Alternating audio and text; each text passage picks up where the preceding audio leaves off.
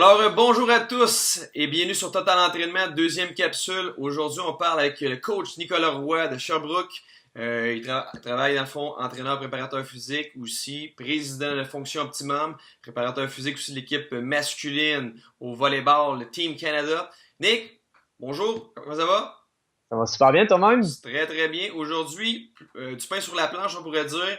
Premier sujet que je veux qu'on discute ensemble, c'est le ratio risque-bénéfice pour les entraînements, on pourrait dire un peu plus athlétique aujourd'hui. Parle-moi un petit peu. Écoute, c'est un excellent sujet. Ce que je remarque dans l'équipe quand on engage les nouveaux préparateurs physiques, souvent, euh, on veut flasher avec les exercices. On veut se démarquer quand on est préparateur physique. Puis, on veut amener des nouveaux défis pour les athlètes. Et parfois, ben, on va prendre des risques qui sont, si je peux me permettre l'expression, inutiles. C'est-à-dire que oui, on veut donner du défi à l'athlète, mais il y a des enjeux avec les athlètes, surtout avec les athlètes. C'est un U inversé, le ratio risque-bénéfice avec les athlètes. Quand ils sont jeunes, ben, ils n'ont pas le développement moteur, ils n'ont pas la croissance. Dans un certain temps, ça peut te permettre de prendre des risques un peu plus, mais de façon intelligente. Puis par la suite, ben, il y a tellement d'enjeux au niveau financier quand ils sont professionnels que là, tu dois redescendre un peu ton ratio risque-bénéfice. Fait que c'est vraiment de le voir comme un U inversé. Il y en a qui font des crescendo en disant, ah, mais là, écoute, il vieillit, il vieillit, il vieillit. Je peux me permettre de prendre des risques. Non, parce que ce qui arrive, c'est que son sport devient de plus en plus exigeant, il y a de l'usure, il peut y avoir de la fatigue. Tu sais, quand on va dans la fatigue, là, c'est pas juste une fatigue immédiate, mais une fatigue systémique, si je peux me permettre, que ce soit le voyagement, le stress, la famille même, parce que les athlètes vieillissants viennent qui ont vieillissants, entre guillemets. Les athlètes d'un certain âge commencent à avoir une famille, ben peut-être que le petit fait pas ses nuits, puis des choses comme ça. Donc, on voit les athlètes euh, je peux me permettre mi-vingtaine, trentaine, même qui vont avoir justement qu'on peut moins se permettre de prendre des risques aussi à l'hystérique de blessures, évidemment. Yes. Nick, je voudrais qu'on divise ça peut-être pour les gens à la maison, peut-être en deux classes. La catégorie plus les jeunes, je dirais les prépubères. Et après Ouais. ça, je voudrais qu'on catégorise ça avec peut-être les post-pubères, les 18, peut-être de niveau junior, senior. Dans le fond, Feigelbaum, dans les années début 2000, a identifié que c'était quand même sécuritaire pour des tests. On parle de risque-bénéfice aujourd'hui. Pour des tests à l'effort max, des fois, on sait que les camps d'entraînement de hockey vont bientôt commencer, si c'est déjà fait, pour les tests physiques, même à l'automne pour les tests d'entrée d'équipe, comme le Canadien, des choses comme ça. Je voudrais qu'on divise ça, puis ton opinion là-dessus sur les tests, les tests physiques, les risques, bénéfices vis-à-vis de ça. Écoute, les tests physiques, c'est une bonne question. Les risques, écoute, ça dépend toujours. Si on parle d'efforts maximaux, ça dépend du niveau technique où est-ce que le jeune est. J'ai des anecdotes à raconter. Écoute, il y a des jeunes qui ont fait des efforts maximaux, il n'y a aucun problème. Je veux dire, l'histoire de la croissance, ça, c'est révolu. On sait qu'il n'y aura pas d'effet tant aussi longtemps que tu ne blesses pas une plaque de croissance, un cartilage de conjugaison. D'un autre côté, au niveau moteur, au niveau du contrôle du geste, euh, ça peut ça peut être un défi. J'avais un exemple, on avait des efforts qui étaient sous-maximaux, c'est-à-dire au hockey sur glace, une équipe Midget 3A, que c'était on fait un maximum de nombre de répétitions avec, si je me rappelle bien, je pense que c'était 135 livres. Euh, mais un gardien de but, un jeune gardien de but de 15 ans, lui, c'est son 1 RM et supra-maximal. Ben, une chance que la personne derrière lui, qui était moi en l'occurrence, était allumée parce que lui, c'était une guillotine. Là. Mais il l'a jamais dit parce qu'il était trop orgueilleux parce que c'était un test de sélection.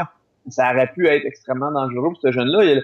Je me rappellerai toujours, j'étais tabarnouche, je pensais qu'elle allait se tuer. Une chance que j'ai été allumé puis que, tu sais, il l'a pris, il avait l'air confiant, mais quand elle a descendu. Donc, faut toujours faire attention quand on parle de test physique, s'assurer de connaître un minimum nos jeunes, parce que dans un contexte où est-ce que l'ego ou l'orgueil embarque parce qu'il y a, il y a un aspect où est-ce qu'il va y avoir une sélection qui va en découler peut-être, le jeune peut ne pas tout dire ou cacher son manque de connaissances ou son manque de bagage juste pour pouvoir passer par-dessus et le camoufler. Là. Donc, mais sinon, oui, c'est très sécuritaire. Il y a juste cet aspect-là qui peut être encombrant, si je peux me permettre l'expression. Yeah, c'est bien important, la maturité physique, la maturité sociale du jeune et psychologique aussi. Et de mon côté aussi, ça m'est souvent arrivé des certains jeunes que, ok, on teste un 6 à 12 répétitions, un sous-maximal au squat, puis le jeune n'a jamais testé cette nouvelle charge-là. Fait que faut vraiment, vraiment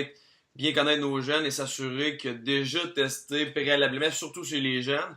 Chez les plus vieux, ils connaissent quand même bien leur charge maximale. Ok, je fais 3 avec 225, des choses comme ça. Je voudrais que tu me parles peut-être pour les jeunes, de mon avis, vraiment, on doit avoir beaucoup, beaucoup plus de bénéfices que les risques. On doit les minimiser pardon, le plus possible. Chez les plus vieux qui ont une meilleure technique, connaissent mieux le mouvement moteur, est-ce que, selon toi, le no pain, no gain, le traditionnel no pain, no gain peut plus s'appliquer ou il faut quand même faire attention? Faut quand même faire attention. C'est sûr que tu peux te permettre d'avoir des intensités plus élevées, ça veut dire mettre plus de poids, sauter plus haut, courir plus vite, faire des trucs comme ça. Euh, L'athlète va le faire indéniablement parce qu'il est plus développé. D'un autre côté, euh, surtout, je pense à des athlètes dans mon background, beaucoup de hockey, beaucoup de volleyball. Les athlètes n'ont pas nécessairement, au niveau postural, ils ont des adaptations spécifiques à leur sport qui font en sorte que qu'on l'appelle l'équilibre structurel ou peu importe le terme qu'on va utiliser au niveau postural. Euh, il y a des fois beaucoup de correctifs à faire. Donc, même si le mouvement est, entre guillemets, maîtrisé depuis le jeune âge, des fois, ils ont plus de mauvaise posture avec l'âge dû à que ce soit le voyagement en autobus, peu importe c'est quoi les adaptations spécifiques au sport, qui font en sorte qu'il faut faire attention pour s'assurer que la posture est bonne avant de le faire. Par la suite, ben oui, si le jeune a une bonne efficacité gestuelle, qui bouge bien, qui a vraiment un bon patrimoine moteur, ben là, oui, tu peux te permettre de prendre plus de risques, mais toujours de façon intelligente. Puis ça, c'est quelque chose qu'il faut faire attention. Euh, c'est drôle parce qu'en fin de semaine, je parlais de ça. Il y a des entraîneurs dans une même boîte de préparation physique qui vont venir en compétition entre eux, deux préparateurs physiques dans la même boîte, à qui va amener les meilleurs résultats avec les athlètes. Ça peut être sain si c'est fait de façon en fonction du bien-être de l'athlète, mais si c'est fait en fonction de l'ego de l'entraîneur, puis là, on se met à faire une escalade de, de risques, oui, qu'on on met des stimuli de plus en plus risqués pour optimiser, ben, ou pour maximiser, je devrais plutôt dire, les adaptations, ben, il risque d'y avoir des petits incidents là, où les probabilités d'incidents sont plus grandes. Donc, il faut vraiment toujours entraîner l'athlète pour son mieux-être et non pour l'ego du préparateur physique. Et il faut aussi savoir que les préparateurs physiques sont souvent d'anciens athlètes qui ont des bons égos, donc ça peut arriver.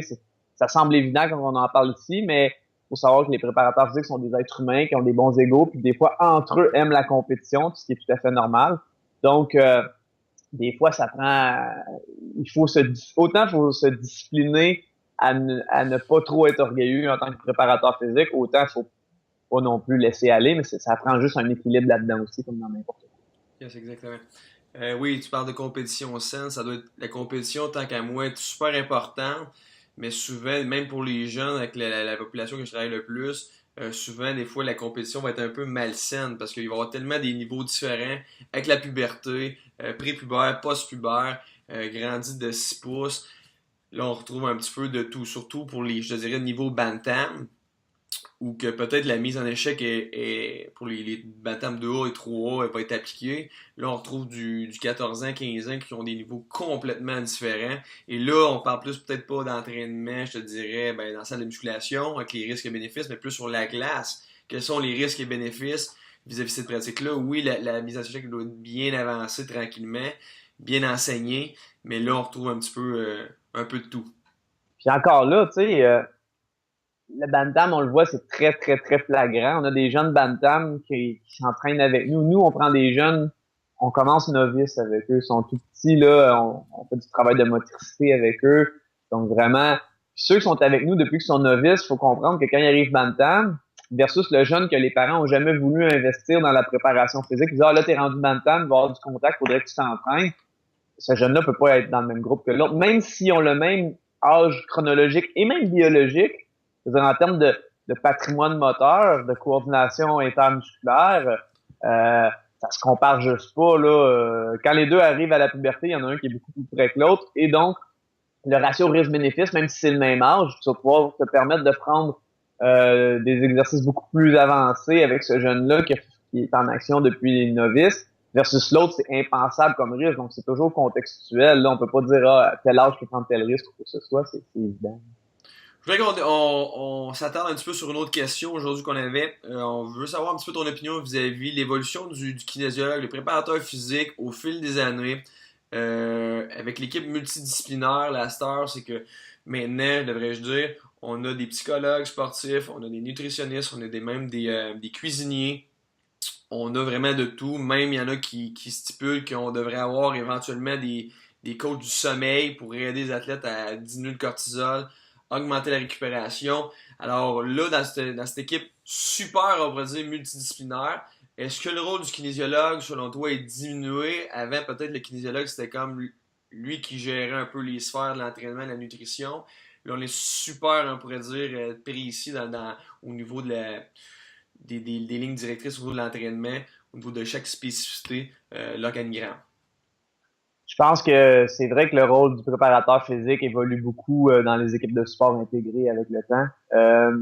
C'est sûr qu'au début, quand on a commencé, il y a peut-être 10 ans, il y avait préparateur physique, puis il y avait physio, puis c'était ça, là, je veux dire, avec le coach. Il faut s'entendre. C'est vrai que maintenant, il y a tous les professionnels que tu as énumérés font partie de l'équation. Une chose qui est importante, par contre, c'est que faut toujours se rappeler que, un, c'est toujours le coach qui prend la décision finale. Et deux, il faut que la majorité de l'équipe ou la totalité de l'équipe ait une philosophie semblable par rapport à comment qu'on voit l'athlète. Je m'explique, c'est qu'il y a certaines écoles de pensée qui vont avoir une approche beaucoup plus holistique, médecine fonctionnelle et ainsi de suite, donc ostéopathie, tout ça, où est-ce que ça va être les fascias, la biochimie. C'est vraiment un tout, une intégralité où tout est rattaché. Dans ce temps-là, tu as une vision globale, puis qui n'est pas dans un silo. Versus d'autres professionnels qui vont plus avoir une approche plus, je devrais dire, médicale ou spécialisée, plus en silo. Les deux sont bons. C'est juste que si toute l'équipe pense d'une manière, c'est correct. Si les deux autres équipes pensent, mais s'il y a un mélange de membres d'équipe qui pensent globaux et d'autres spécifiques, c'est là que ça fait des flamèches. Donc, le coach technico-tactique est pas toujours nécessairement conscient de ça. C'est lui qui a le dernier mot, puis il doit avoir un caractère fort pour prendre la décision. Je donne un exemple. J'avais un coach qui avait vraiment un athlète, un canon. C'était vraiment un athlète vraiment, vraiment important qui était blessé. Puis là, l'athlète, il est important pour l'équipe, va voir des spécialistes, va voir deux éminents chirurgiens qui disent totalement l'opposé c'est les deux meilleurs, là. Là, ils disent complètement l'opposé. Ben là, à un moment donné, c'est le coach qui dit, moi, je vais faire mon compte des deux, là. C'est moi qui prends la décision, puis je l'assume. De toute façon, que je prenne une décision, que je prenne l'autre, c'est backé par un professionnel. Ça, c'est l'exemple le plus extrême, parce que les médecins sont probablement ceux dans le domaine médical qui ont le plus de crédibilité. C'est pour ça que j'utilise cet exemple-là, mais l'inverse est vrai aussi avec d'autres professionnels. Je donne un exemple. Si le préparateur physique dit telle chose, puis le physio dit telle chose, c'est pas tout à fait pareil, ben dans quel contexte on fait quoi? Habituellement, en règle générale, si la tête est blessée, ben c'est le physio qui a raison. Puis si la personne est en santé puis que ça va bien, ben c'est plus le préparateur physique. Évidemment que ça prend une ouverture d'esprit. Il faut être prêt à travailler en équipe. Puis encore là, je vais répéter mon énoncé, mais c'est tellement important, c'est laisser de côté l'ego. C'est sûr que il y a différentes écoles de pensée, puis ça peut faire des flamèches, mais laisser de côté l'ego. Moi, ce que j'expliquais, c'est qu'un bon livre que moi j'ai lu il y a peut-être en 2009, je dirais, ou en 2008, j'ai lu ce livre-là, c'est le livre de Dale Carnegie, Comment se faire des amis. Ça fait Captain en français, c'est plus How to Win Friends and Influence People en anglais. C'est un livre de ressources humaines qui a été écrit, écoute, dans les années 30, dans les années 40, qui a été réédité. C'est un classique. Puis ce livre-là, pour tout entraîneur qui est un ancien athlète, qui a un bon ego, puis qui veut améliorer sa carrière, je devrais dire, oui, en étant plus capable de tolérer ou d'influencer les gens sans tout en préservant les relations dans du travail d'équipe de sport intégré, c'est un des meilleurs livres qui peut pas être lu. Fait que je le conseille à tous les gens. Ouais, t'as bien raison. Merci pour la suggestion au niveau du livre. Oui, t'as super raison dans le fond que les vases communicants doivent être plus homogènes qu'hétérogènes.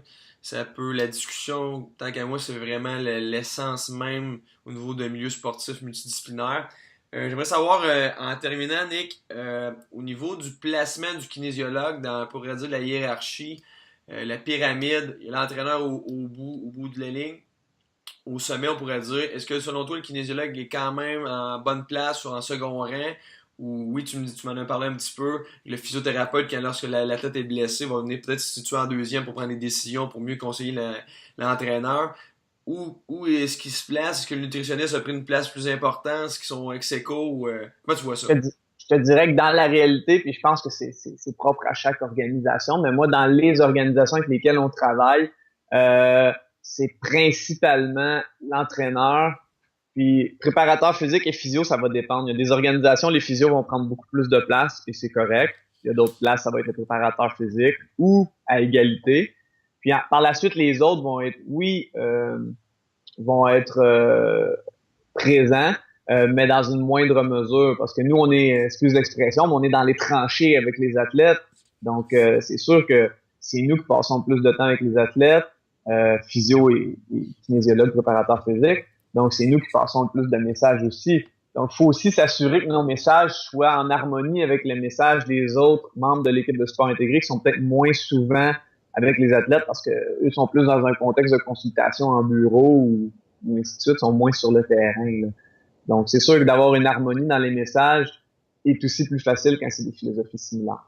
Excellent, Nick. Malheureusement, c'est tout le temps qu'on avait. J'ai l'impression qu'on pourrait en discuter des heures et des heures et des heures. On va donner un prochain rendez-vous certainement. Nicolas Excellent. Roy, un gros merci de chez Fonction Optimum à Sherbrooke. Alors, si jamais les gens veulent aller te voir, fonctionoptimum.com, Facebook. Merci. Excellent. Merci, Nick. À la Bye prochaine. bye. Ciao, bye.